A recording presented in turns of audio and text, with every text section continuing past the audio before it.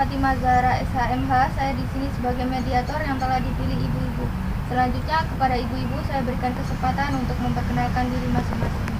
Perkenalkan, nama saya Fatia Maria Putri, perwakilan dari penggugat dalam kasus ini. Dan perkenalkan, nama saya Aksari Lingsih dari Bank Rakyat Indonesia cabang Sukabumi sebagai termohon dalam kasus ini. Baiklah, jika begitu, dikarenakan ibu-ibu sudah bersedia untuk mengikuti proses mediasi ini, maka mari kita langsungkan saja.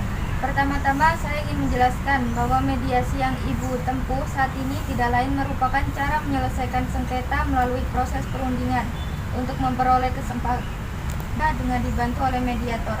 Hal ini sesuai dengan yang tercantum pada pasal 1 ayat 7 Perma nomor 1 tahun 2008. Adapun saya sebagai mediator merupakan pihak netral yang membantu para pihak dalam proses perundingan guna mencari berbagai kemungkinan penyelesaian sengketa tanpa menggunakan cara yang memutus dan memaksakan sebuah penyelesaian. Di dalam pelaksanaan mediasi kita juga mengenal adanya prinsip-prinsip dalam mediasi, yaitu antara lain yang pertama imparsial, yang berarti tidak memihak atau netral. Yang kedua, tidak punya hak memutus karena keputusan diambil berdasarkan kesepakatan para pihak. Berikutnya yaitu kerahasiaan. Seluruh yang terjadi dalam proses mediasi bersifat rahasia. Dan yang terakhir adalah kaukus, artinya jika diperlukan mediator dapat melakukan pertemuan terpisah dengan para pihak. Baiklah, untuk mempersingkat waktu akan saya bacakan tata tertib selama melakukan proses mediasi. Yang pertama, para pihak harus berbicara secara bergantian setelah dipersilakan mediator. Kedua, para pihak tidak boleh saling memotong pembicaraan.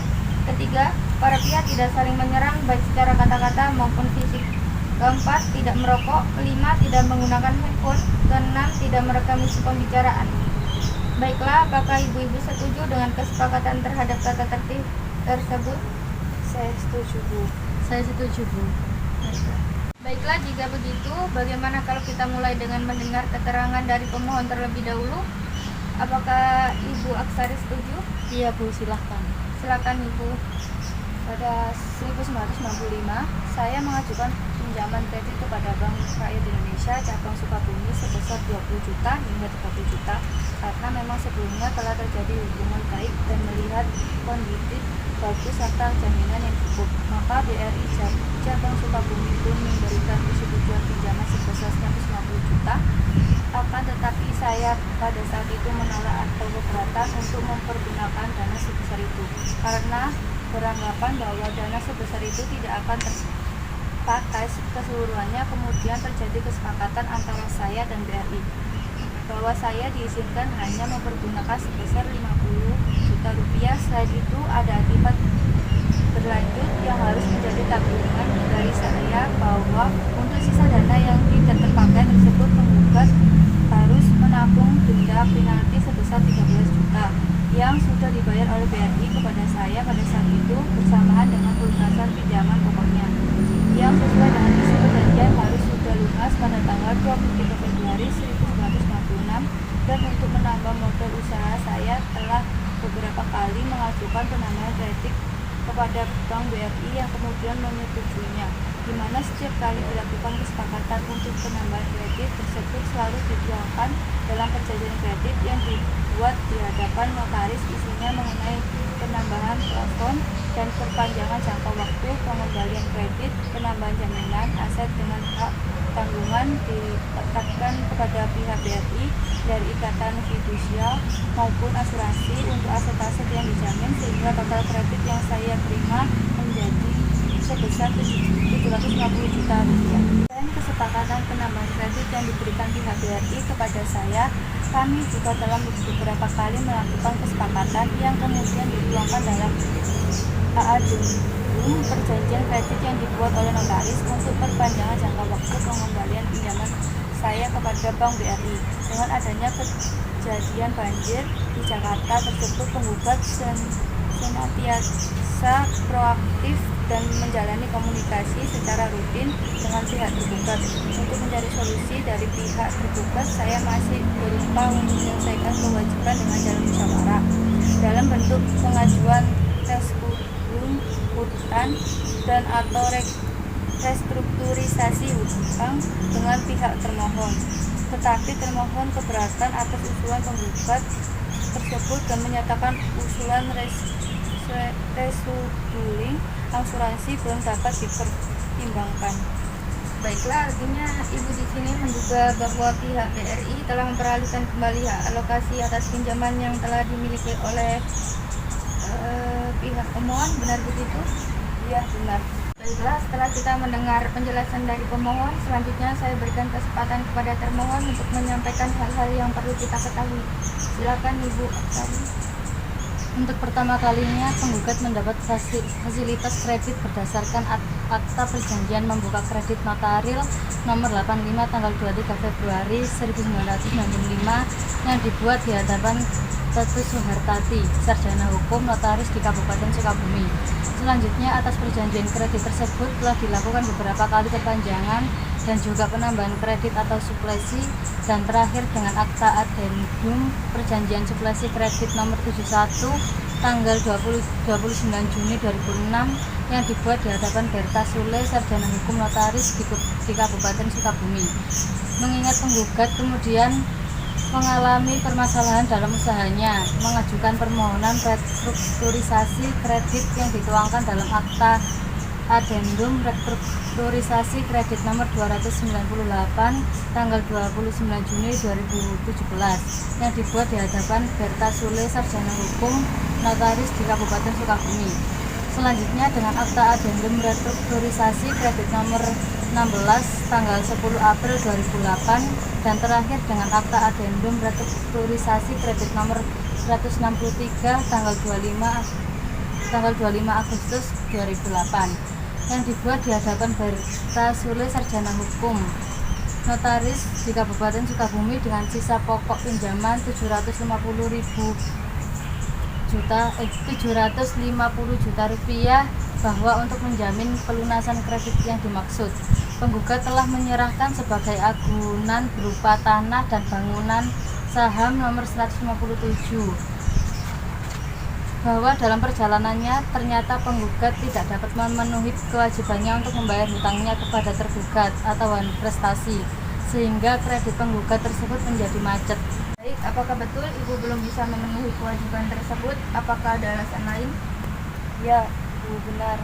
Namun pada tahun 2006 banjir besar terjadi di Jakarta. Beberapa ton beras dan beberapa bagian yang berada di tempat pelanggan saya di Jakarta terendam air banjir, hingga saya pada saat itu mengalami kerugian sebesar 500 juta. Diperparah lagi dengan tersendatnya pembayaran dari para pelanggan. Kondisi tersebut sudah saya sampaikan dan bicarakan dengan pihak BRI, yakni Accounting Office Bank Rakyat Indonesia Cabang Sukabumi. Dari yang saya perhitungkan, sisa dana yang ada adalah sebesar 250 juta rupiah yang pada saat itu terdiri dari beras yang tersedia di dalam gudang saya. Kemudian sisanya lagi saya gunakan untuk membuka toko kelontong beserta isinya. Perputaran dari hasil usaha penjualan sisa beras serta hasil usaha membuka toko kelontong tersebut saya gunakan untuk membayar asuransi tunggakan kredit kepada Bank BRI hingga sampai bulan Maret 2008. Dengan adanya kejadian banjir di Jakarta, saya senantiasa proaktif dan menjalani komunikasi secara rutin dengan pihak BRI untuk mencari solusi dari pihak BRI, hingga kemudian mereka memutuskan bahwa saya harus membayar asuransi sebesar 500 juta rupiah 5 juta rupiah per bulan kepada mereka, serta potongan pinjaman pokoknya sebesar 10 juta rupiah per tahunnya. Selama pelaksanaan perjanjian kredit, saya selalu membayar asuransi hutang pokok plus bunga dengan cicilan asuransi sebesar 3 juta rupiah per bulan sambil menunggu untuk mendapatkan persetujuan restitusi dan atau restrukturisasi hutang dari pihak BRI, yang mana pembayaran asuransi tersebut telah sesuai dengan apa yang diperjanjikan dalam pasal 2 ayat 4 tentang syarat umum perjanjian pinjaman dan kredit PT Bank Rakyat Indonesia atau Persero.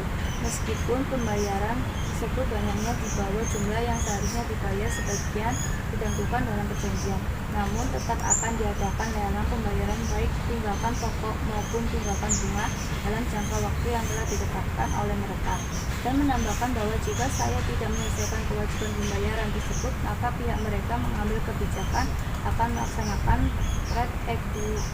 eksekusi atas barang jaminan milik mereka. Pihak BRI masih berupaya untuk menyelesaikan kewajiban saya dengan jalan musyawarah dalam bentuk pengajuan restitusi hutang atau restrukturisasi hutang dengan pihak mereka, tetapi mereka keberatan atas usulan saya tersebut dan menyatakan usulan asuransi belum dapat dipertimbangkan terhadap pembayaran asuransi hutang pokok plus bunga yang saya bayar kepada pihak BRI dengan cicilan asuransi sebesar 3 juta rupiah per bulan. Di atas saya mengakui telah menerima pembayaran asuransi tersebut yang kemudian dituangkan dalam rekapitulasi pembayaran hutang saya kepada pihak BRI tanggal 31 Desember 2010 sebagaimana salinan printout telah diberikan kepada saya pada tanggal 13 Januari 2011 karena pihak mereka telah menerima dan mengakui pembayaran asuransi hutang pokok plus bunga yang telah saya bayar kepada mereka dengan cicilan asuransi sebesar 3 juta rupiah per bulan. Maka berdasarkan aturan kebiasaan dalam perjanjian kredit secara tidak langsung atau diam-diam mereka telah menyatakan persetujuan atas permohonan restrukturisasi yang saya ajukan sebesar 3 juta rupiah per bulan. Silakan, bagaimana tanggapan pihak BRI? Sudah jelas Bu, kami sudah mendiskusikan dan mencari jalan tengah dapat dilihat dari pasal 4 ayat 2, isi pasal 4 ayat 2 syarat-syarat umum perjanjian pinjaman dan kredit PT Bank BRI Persero Tbk adalah sebagai berikut. Bank tetap akan menerima setiap pembayaran atas kredit yang telah jatuh tempo, walaupun pembayaran tersebut banyaknya di bawah jumlah yang seharusnya dibayar sebagaimana telah ditentukan dalam perjanjian. Dalam hal demikian tidak berarti hal tersebut di atas dapat ditafsirkan bahwa bank menyetujui secara diam-diam menerima, baik hal tersebut mengambil kredit tetap berkewajiban membayar sebagaimana mestinya. Saya mengetahui selama ini proses negosiasi dan musyawarah berjalan, namun banyak hal yang saya tanda tangani yang isinya atau maksudnya tidak pernah saya mengerti sama sekali. Bahkan sering sekali saya disodori oleh pihak BRI kertas kosong atau belangko kosong untuk saya tanda tangani. Mohon maaf kepada pihak pemohon, sebelum mediasi dimulai, tadi mediator telah menyampaikan tata tertib selama melakukan proses mediasi. Diharapkan para pihak pemohon agar dapat berbicara secara bergantian telah dipersilakan oleh mediator. Mari kita dengarkan terlebih dahulu alasan termohon hingga selesai, bukan begitu Ibu? Baik Bu. Ya seperti itu yang dijelaskan Bu. Untuk selama proses negosiasi dan musyawarah, pemohon seringkali diberikan kertas kosong dan belangko kosong untuk ditandatangani pemohon. Coba Ibu jelaskan kertas kosong dan belangko kosong mengenai apa? Ya, saya tidak tahu, saya akan asal menandatangani. Apakah benar Ibu memberikan kertas kosong dan belangko kosong untuk ditandatangani pemohon? Tidak Bu, Anda jangan asal bicara ya. Dari awal kami bermusyawarah dan melakukan perjanjian, sudah membaca syarat perjanjian, tidak mungkin saya melakukan hal keji. Baik. Apakah pemohon menerima surat peringatan dari pihak termohon? Ya Bu, pada tanggal 30 Juli 2009 pihak BRI mengirimkan surat perintah 1 kepada saya yang isinya menegaskan agar saya dapat segera menyelesaikan pembayaran atas seluruh tunggakan baik tunggakan pokok maupun bunga yang telah jatuh tempo dalam jangka waktu yang telah ditetapkan oleh pihak BRI. Pada tanggal 6 Oktober 2009 pihak BRI mengirimkan surat peringatan kedua kepada saya yang isinya sama dengan surat perintah pertama, yaitu menegaskan agar saya dapat menyelesaikan seluruh kewajiban pembayaran baik tunggakan pokok maupun tunggakan bunga dalam jangka waktu yang telah ditetapkan oleh mereka. Pada tanggal 26 Agustus 2010 pihak BRI kembali mengirimkan surat peringatan untuk yang ketiga kalinya kepada saya yang isinya sama dengan surat peringatan pertama dan kedua, yaitu menegaskan agar saya dapat menyelesaikan seluruh kewajiban. Pada tanggal 15 November 2010 pihak BRI mengirimkan surat pemberitahuan rate eksekusi kepada saya yang isinya menyatakan bahwa saya dengan perantara KPKML akan melaksanakan lelang atas barang jaminan milik saya pada tanggal 24 November 2010 bertempatan di kantor pihak BRI Jalan Jenderal Ahmadi nomor 38 Sukabumi. Saya sebelum menerima surat pemberitahuan dari mereka tersebut tidak pernah mengetahui atau diberitahu bahkan diajak untuk melakukan penilaian atas aset yang akan dilelang oleh mereka guna mendapatkan harga minimal dari aset-aset tersebut. Baik, bagaimana tanggapan termohon tentang pemohon? Belum menerima surat pemberitahuan dari termohon tersebut, tidak pernah mengetahui atau diberitahu bahwa diajak untuk melakukan penilaian atas aset-aset yang akan dilelang oleh mereka guna mendapatkan harga minimal dari aset-aset tersebut. Jadi untuk penilaian objek lelang tidak perlu memberitahu dan mengajak pemohon. Penilaian objek lelang tersebut kami telah menetapkan berdasarkan penilaian agunan dan disesuaikan dengan NJOP terakhir. Dengan demikian, kami menetapkan harga limit objek lelang telah sesuai dengan prosedur dan ketentuan yang berlaku. Berdasarkan Peraturan Menteri Keuangan Nomor 93 PMK 06/2010 tentang petunjuk pelaksanaan lelang pada pasal 41 dijelaskan bahwa penjualan lelang wajib didahului dengan Seperti yang dikatakan oleh termohon bahwa segala sesuatu ada prosedurnya, jadi bagaimana pendapat saudara pemohon terhadap hal itu? Ya, saya juga mengerti bahwa ada prosedur-prosedur yang harus dilalui. Namun yang jadi permasalahan adalah di sini saya sudah berniat baik untuk mendiskusikan mengapa saya kredit macet, dan sudah jelas karena adanya bencana alam banjir yang tidak terduga apa tidak bisa didiskusikan lagi baik-baik. Mengapa kesannya termohon tidak membantu saya yang sedang kerugian besar? Karena itulah saya beranggapan bahwa BRI sudah melakukan ingkar janji. Bagaimana tanggapan termohon atas pendapat pemohon yang menduga telah terjadinya one prestasi? pemohon terlalu memaksakan diri dan mencari-cari alasan yang sama sekali tidak mempunyai dasar hukum yang jelas dan menunjukkan pemohon ini beritikat tidak baik. Termohon seharusnya paham atas musibah yang saya alami dan diberikan keringanan lagi, bukan malah memberatkan saya dan asal lelang. Kalau begini adanya, saya ingin kasus ini dibawa ke pengadilan agar kuasa yang menentukan siapa yang benar dan siapa yang salah. Termohon seharusnya paham atas musibah yang saya alami dan diberikan keringanan lagi, bukan malah memberatkan saya dan asal lelang. Kalau begini adanya, saya ingin kasus ini dibawa ke pengadilan agar kuasa menentukan siapa yang benar dan siapa yang salah. Sabar Ibu, kita selesaikan baik-baik saja terlebih dahulu dan Ibu jangan menanggapi dengan emosi ya. Tidak usah berbelit-belit, saya ingin kasus ini dibawa ke ranah hukum. Baik, bagaimana termohon? Apakah ada solusi untuk permasalahan ini? Saya di sini juga ikut andil untuk menyelesaikan masalah ini dengan baik. Namun pemohon tetap menjelaskan permasalahannya tanpa ada alasan yang kuat. Saya setuju dengan keinginan pemohon untuk dilanjutkan ke peradilan. Baik, jika